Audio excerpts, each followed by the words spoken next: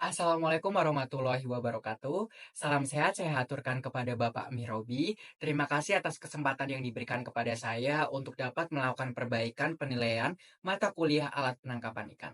Perkenalkan, nama saya Rizky Webrisandika, saya mahasiswa Manajemen Sumber Daya Perairan dengan NIM 235080107111037. Melalui penugasan video ini, saya akan menjelaskan terkait dengan pull and line dengan metode jigging. Pokok bahasan yang akan saya sajikan, yang pertama terkait dengan pull and line, saya akan menjelaskan yang pertama ada alat penangkapan ikan, kapal penangkapan ikan, dan daerah penangkapan ikan. Dan dilanjutkan, saya akan menjelaskan tentang metode jigging. Di mana dalam metode jigging, saya akan menyajikan sebuah video yang telah saya peroleh dari akun YouTube di UO Internasional dan Real Hazard Daws. Selamat menyaksikan. Menurut Direktorat Kapal Perikanan dan Alat Penangkapan Ikan, berdasarkan statistik Indonesia, alat tangkap pull and line termasuk dalam kelompok pancing. Alat tangkap ini disebut juga pancing gandar karena menggunakan gandar atau joran atau juga tangkin.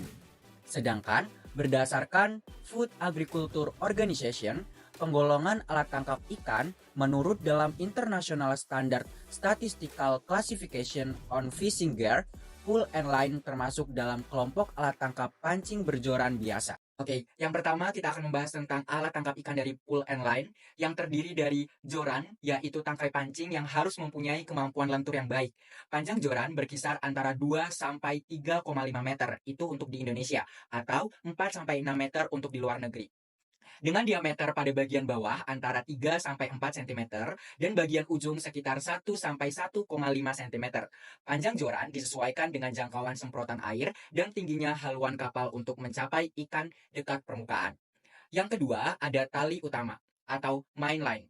Terbuat dari bahan sintetis dengan panjang sekitar 1,5 sampai 2 meter yang disesuaikan dengan panjang joran yang digunakan.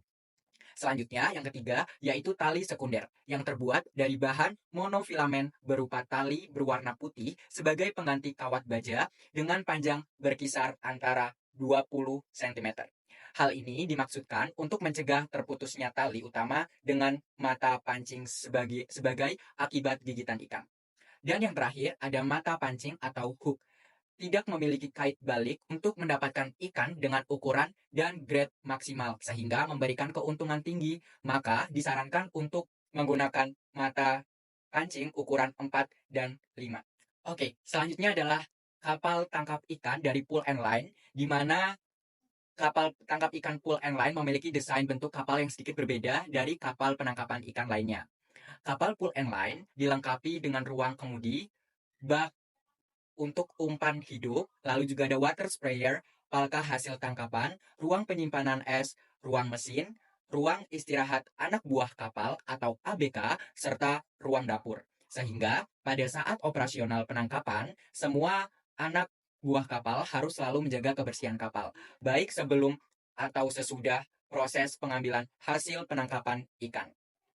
Kapal pull and line memiliki bentuk streamline dan mampu berolah gerak lincah.